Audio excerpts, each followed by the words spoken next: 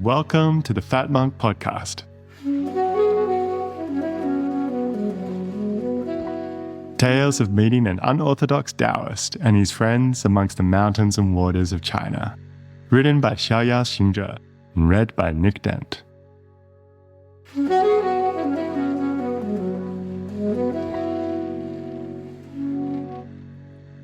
Chapter 13, The Nine-Toothed Rake. "No, that's not what I said at all," the fat monk exclaimed. We were sitting in the shade of a hidden grotto, weird-shaped rocks from Lake Taihu surrounding us. We fanned ourselves with big black fans. The sun had passed its peak, but the air was muggy and still. The cicadas were as loud as chainsaws. It really was too hot to argue, but I just couldn't let it go. Over the previous 2 weeks, I'd been listening to a recording of Yuanji, The Journey to the West, or, as the kids called it, Monkey. The recording was by a traditional storyteller. That was quite exciting. At the same time, I'd been following along in the novel. The fat monk had remarked that the story was full of inconsistencies, and I said that I did not think it was sloppily written at all. Quite the contrary. I thought the novel was very carefully constructed. "The inconsistencies are quite deliberate," he said with a sniff. And I agree that the book is constructed with great care. As you know, because we have talked about it before, I consider Journey to the West an example of a type of literature that is very complex and layered, with a deeper intent than just entertainment. He turned a half-turn on a stone bench and examined a bit of moss growing within one of the crevices in the rock around us. I wiped the sweat from my eyes. We had talked about that type of literature before, and after initially resisting the idea, I'd been talked around to the position of allowing the possibility. The problem was, I had trouble seeing all the layers of meaning that the fat monk claimed were there. I would always get caught up in the action and forget to look deeper. I said as much. He turned back toward me and chuckled. "Lesson number 1. Even you should be able to see that this is what we all do. All of us, every day, in our own lives. We get caught up in the action and forget to look deeper at the recurring patterns and what they might mean. At the design, so to speak." "Anyway," I said, "what do you mean the inconsistencies are quite deliberate?" He folded his fan and leaned forward. Again, layers within layers. If you are mistrustful, you just think the author was sloppy. If you know, or have been told, that there are deeper levels, an inconsistency attracts your attention and makes you think.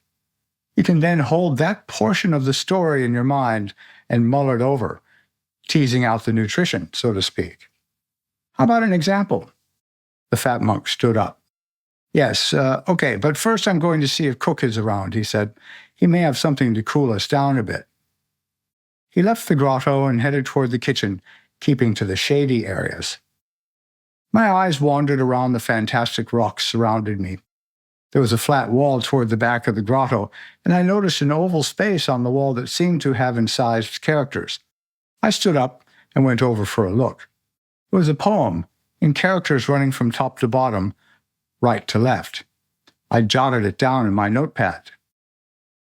不负三光不负人，不欺神道不欺平。有人问我修行法，只种心田杨子生。唐鲁祖师. Do not abandon the 3 radiances. Don't turn your back on people. You are unable to deceive transcendent Tao, and you can't con me. Some people come asking for a method of practice.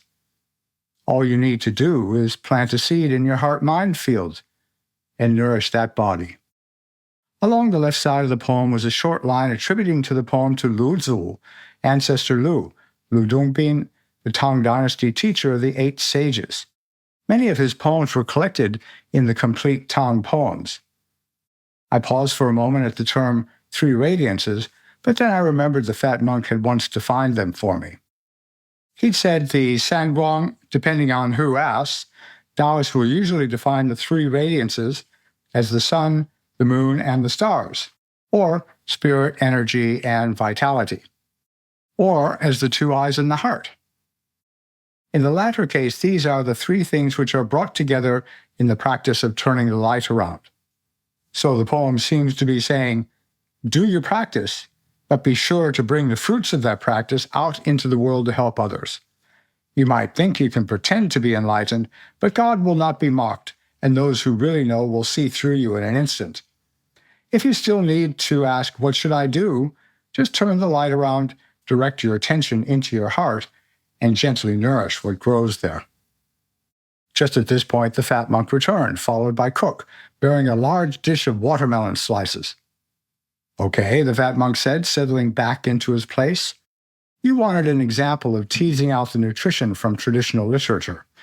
Where are you up to in the story? What are you talking about? Cook asked as he passed around the plate. Journey to the west, I said, selecting a juicy yellow slice. Holding my hand under it to catch the drips of cold juice, I took a large bite and let it melt in my mouth. Delicious coolness spread throughout my body.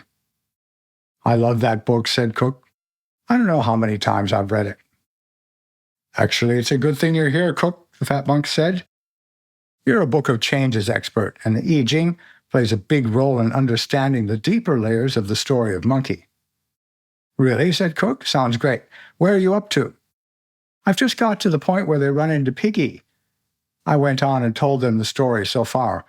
Monkey and the Tang monk had not been traveling very long when they came across a remote but prosperous village called Gao Lao Zhuang.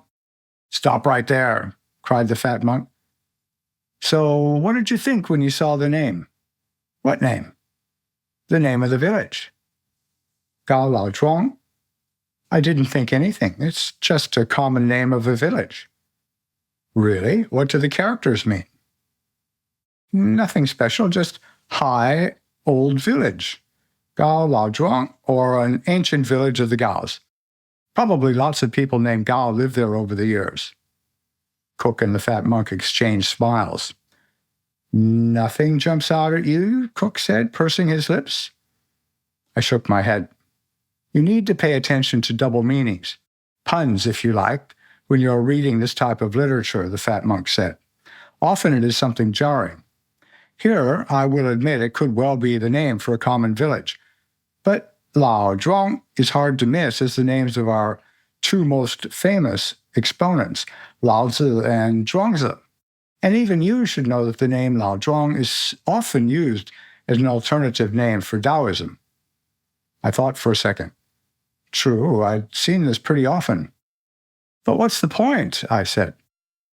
The fat monk nodded. Exactly. The first intention is to make you sit up and ask just that. The second is to signal that something particularly related to Daoism is contained in the passage you are reading. Like what? Let's continue the story and see. What happened next?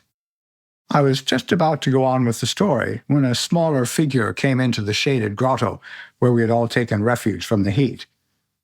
It was little Huang, the young librarian, who had taken over from the fat monk a year or two ago and who had been so unpleasant to me on the few occasions I had seen him since. But he looked different, somehow. He bowed to the two older monks and, after a slight hesitation, to me.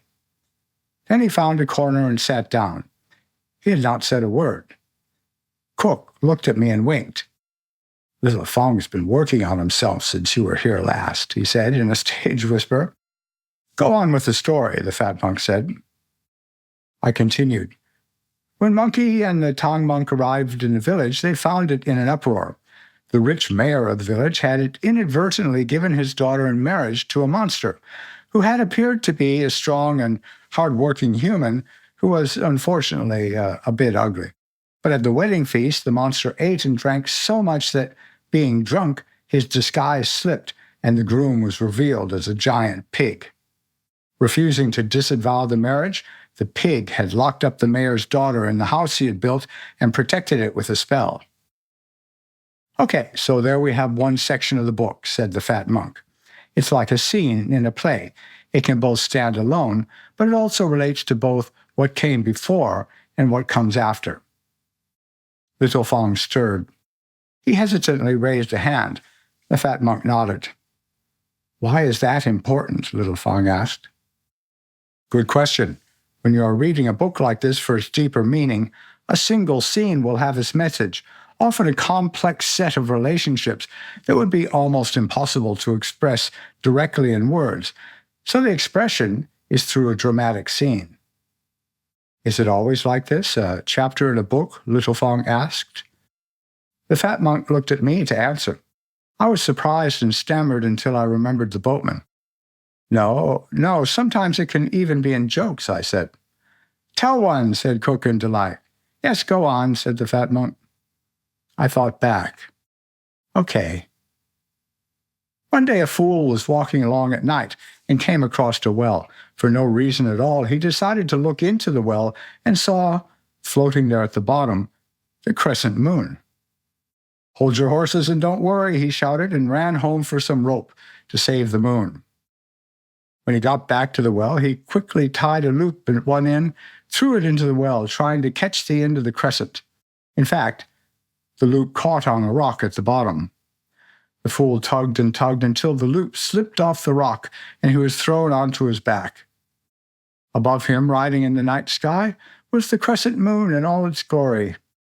The fool waved and called up, "No need to thank me." Then he got up and went on his way. Cook and the fat monk laughed and clapped. Little Fang's mouth twitched slightly. Turning the light around, said Cook, looking within, finding celestial truth. Yes, said the fat monk, there you have a fine example, simple but clear, of the complex relationship between misunderstanding, effort, and achievement. He was stupid, said Little Fang under his voice, but due to a trick of the rock formation around us, the words echoed large. Cook smiled, stupid like we all are, but can't you see that he only arrived at the truth because he sincerely wished to help another and was willing to exert effort to do so? Little Fang shrugged. I don't see what it has to do with me.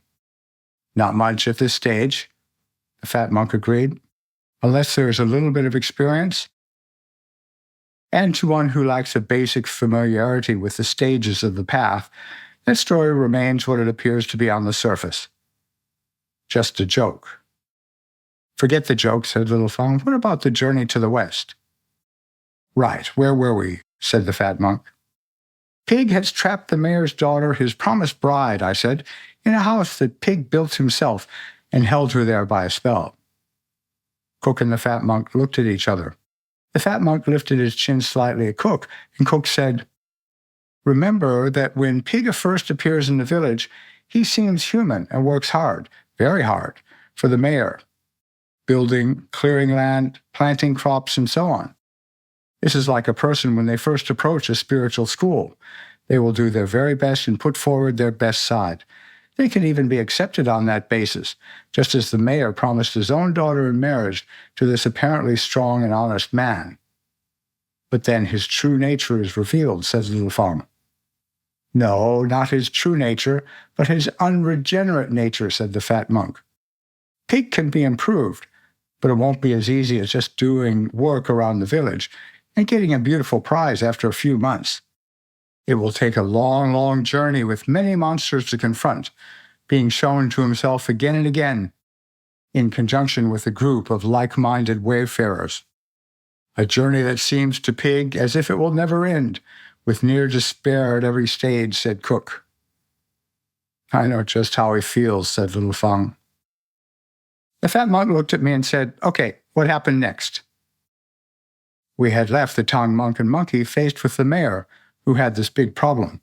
His prospective son-in-law had kidnapped his daughter and locked her in the house he had built and kept her trapped with a spell. Then what happened? I thought for a second, then went on with the story. Monkey was able to reverse the spell and free the daughter, and then he assumed the bride's appearance and waited for the pig to come back. Of course, Monkey, in bride's guise, uses the opportunity to tease the pig mercilessly, first inviting the amorous pig to bed, then jumping up to use the chamber pot and stinking out the room. Over the course of this marital give and take, Monkey discovers the true name and origin of Pig, vital information that will allow Pig to be captured even if he runs. Monkey then reveals himself and they fight, Pig using his 9-pronged rake and monkey his golden staff.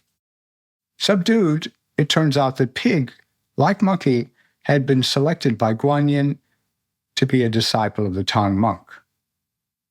So what does this all mean? I asked.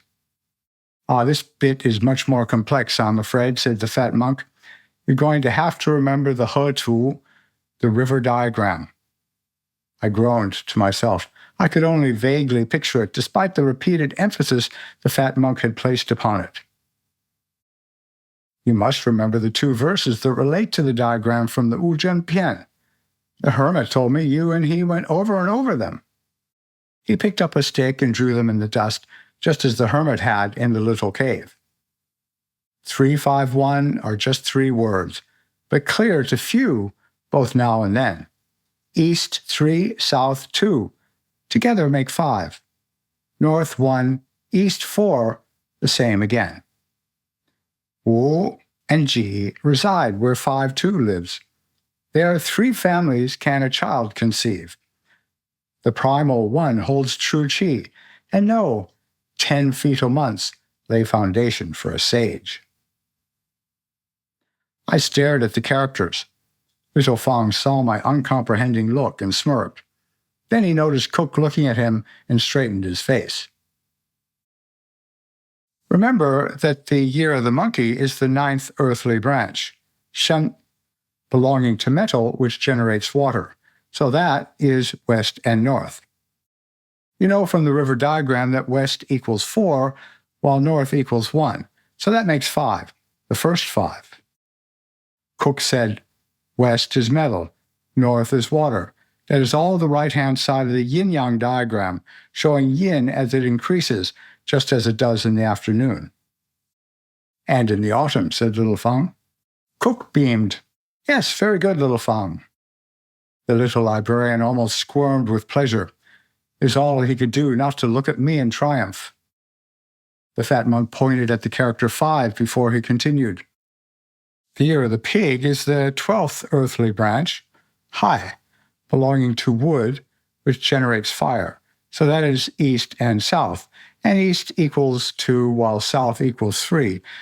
So that makes 5, the second 5. Cook took over, saying east and south being the left side of the yin-yang diagram, showing the growth of yang, like in the morning. And in the springtime, Little Fang and Cook say in unison. I roll my eyes. The fat monk notices, and while his eyes frown, the edge of his mouth gives a little twitch upwards. In fact, if I remember correctly, said Cook, throughout the whole book of Journey to the West, it comes up very frequently that metal is used as a synonym for monkey, and wood is used to refer to pig. Silence fell in the grotto. Little Fang stirred. But even when you have metal and wood, that's only 2 5s. There should be 3. The verse said 351, didn't it? He glanced at me, looking insufferably superior. The fat monk nodded. Correct. For the third 5, you will have to wait for the next chapter, where they meet Sandy in the Yellow Wind Cave.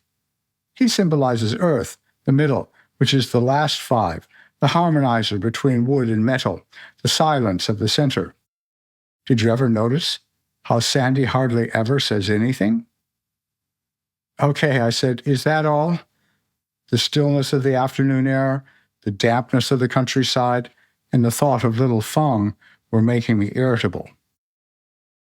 Not by half, the fat monk laughed. There is yin within yang and vice versa, generating and overcoming and vice versa. Host and guest switch and alter, husband and wife exchange places. Change. It's all there, staring you in the face. He sat back and fanned himself. Just tell me what you mean. Okay, so you know how wood and fire are yang. Yes. And metal and water are yin. I stayed silent. He ignored me and went on. Yang is the husband, naturally, and yin is the wife, right? I just stared at him. But we said before that pig is wood and fire, the yang side, and monkey is metal and water, the yin side. Here, in this chapter, pig is the husband and monkey the wife. I could not hold it in any longer. Okay, so what? But when we invert or transpose the 5 elements, we find that within yang there is true yin, which is to say the wife, and within yin there is true yang, which is the husband. Monkey is much more powerful than pig, and so monkey is in fact the true husband in this analogy. Monkey pretended to be the wife, just like true yang is hidden within yin.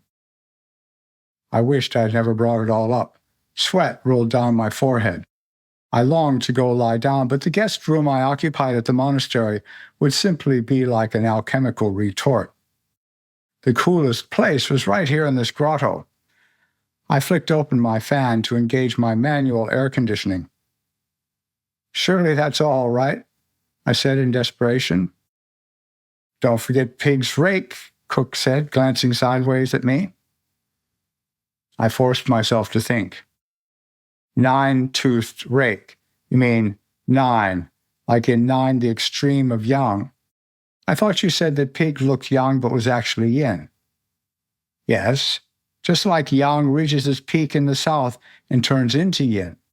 Also, the 9 refers to the 9 rotations in the great reverting elixir. Did you notice that every time Pig changes shape, he twirls his rake? Just at that point, the old gatekeeper edged his way into the grotto. He looked at each of us in turn and then pointed to little Fang. There must be someone at the library, Cook said. Little Fang stood up to follow the gatekeeper, but before he left, he said, So all this fighting here is referring to the interaction of yin and yang. Does it relate to the alchemical terms harmonizing dragon and tiger, separating sun and moon, and so on? The fat monk nodded. The gatekeeper was tugging at little Fang's sleeve, as Cook said. Also, if I remember correctly, Monkey did not fight Pig into submission. He left him and returned to the village to check on the Tang monk, and then came back and talked Pig into submitting. Cook raised his voice so little Fang could hear as the gatekeeper dragged him away. This shows we cannot just battle our way to enlightenment. Conquering our demons by the exertion of our will, we have to go back to our base and make contact with our fundamental essence, our true inner teacher. There was silence for a while after little Fang left. Then suddenly all 3 of us looked up and felt the oppression lift slightly. Was that a breeze I felt? The fat monk stood up. Looks like it is cooling down a bit, he said, then looked at me. Did you have any other questions about Journey to the West? I frowned. Yes, just one. Why go to the trouble of doing it like that? Writing a novel with all that work, why not just tell it straight out? As soon as I said it, I remembered how often I had asked this very question and gotten the same answer. Telling it straight out has little effect. The fat monk paced back and forth. The path of the golden elixir is not a variety show, he said, even though in this case we can see it being expressed through a popular novel format. But remember that the nature of the world is conditioning. Conditioning in the Western sense of training you to be repetitive and training you through repetition. So saying the same thing in the same way simply conditions the mind to respond to certain stimuli. This is not the path to freedom, but the path to slavery. The variety is quite deliberate, and the effort one has to put in as a reader is needed. Every single new school is useful for a time, and then turns into just another conditioning instrument. He shook his head. It is not easy to keep coming up with new formats. It takes a fully enlightened individual to create such a design which can bypass the conditioned reflexes of the mind and nourish it with insight. There was a pause, and a bitter smile formed on his mouth. It must be frustrating to be such a person, to go to untold effort to create a fresh new teaching instrument, one that works for a time and for a few people, and then to watch as the conditioning mechanisms of the world corrupt it. All too soon it becomes, said Cook, just another little cult, fringe religion or social group that people can gather around and belong to. But the leaven, the thing that made it live and that could give life, That disappears when people start to use the design of the new school to adorn themselves and puff themselves up. Which is why my own teacher insisted on us learning about brainwashing, cults, and conditioning right at the beginning, the fat monk said. I remember that Xingzhe objected at first, but she soon saw the value. The value became even more clear as we watched ourselves and our own reactions, as well as the actions of others, and could see the ease with which one can slip into ingrained patterns. "Meat buns," said Cook. The fat monk's head swung towards him with interest, saying, "Yes?" "Ultimately," Cook said, "all these things are just meat buns for the mind." "What do you mean?" I said. "Yes, what do you mean, for the mind?" cried the fat monk in anguish. To be continued. Thank you for listening to the Fat Monk podcast, produced by Ben Thomas with music by Flora Carbo.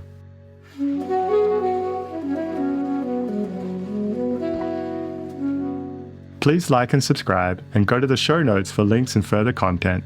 If you'd like to become a material supporter of the podcast, click on the coffee button at the bottom of the show notes.